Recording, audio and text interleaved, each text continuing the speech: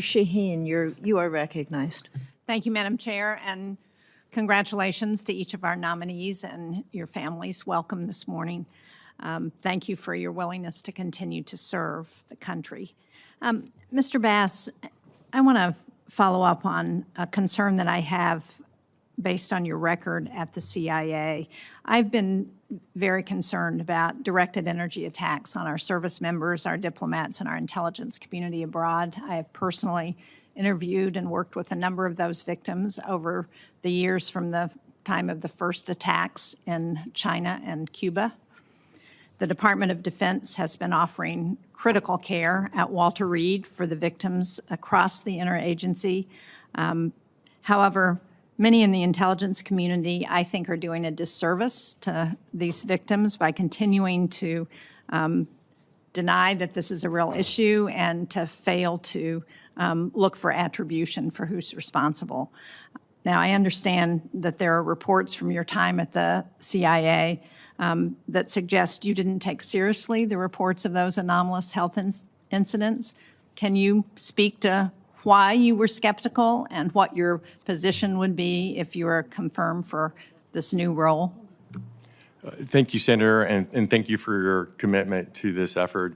I reject the premise that I did not take AHI seriously. All individuals that are affected by AHI, regardless, should be treated with dignity and respect, and they should be afforded health care. The issue that we had to resolve was these individuals wanted to go to Walter Reed. We needed to really streamline the process for getting Secretary Designee, because at that time, the processes and the policies were not in place to get them to the NICO. I think we were using NIH at the time. So we pulled together all the subject matter experts. My understanding now is that DOD has significantly expedited that process, and these individuals, not just at the agency, ma'am, it was at all the federal agencies. We wanted to make sure these individuals got the health care that they deserve, regardless of source. Whether we knew what the source was or not, they should have gotten health care, and we worked to do that. And I think given time, we did get those individuals into the health care they deserve. So do you commit that if confirmed, the Defense Health Agency will continue to play a critical role in care and treatment for those who have been victims of AHIs? Senator, 100%. I commit to that. Thank you. I'd like to ask the other three of you who, I'm sorry I missed the opening statements that everybody provided, but and the questions that I've heard, you've all talked about the need for additional resources at the department level. And how do you square that with the current commitment of this administration and Secretary Hegseth to reduce funding for the Department of Defense by 8% a year over the next 5 years? Mr. Duffy. Senator, thank you for the question. I believe that the media reporting on that is inaccurate. I do not believe that it's Secretary's intent to cut the budget 8%, but rather he directed the services to relook at a budget that had been prepared by the prior administration with a focus on 8% of the resources of that prior budget and reallocate that towards this administration's priorities.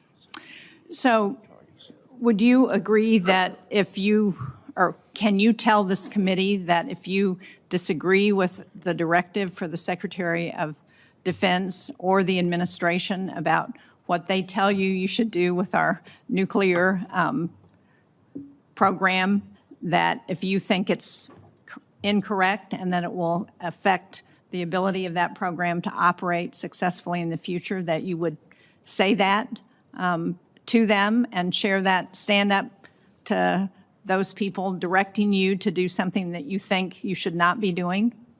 Well, Senator, I would take my responsibility seriously to advocate for the resources that I believe are required to resource our forces with the capabilities they need in order to prevail in conflict. Thank you. Dr. Mink, on the resource question. Absolutely, Senator. I will always advocate for the resources. I think I need to meet the requirements that I've been given, and I've had a bit bit of a history of doing that. I will continue to do that, Senator. And Mr. Michael?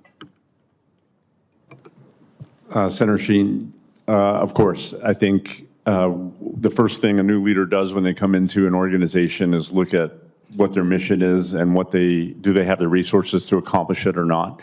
And every new administration gets their own agenda. And so that'd be one of the first order of business when you get into a job like this would be to assess that and make sure that you have the right resources. Thank you. Thank you very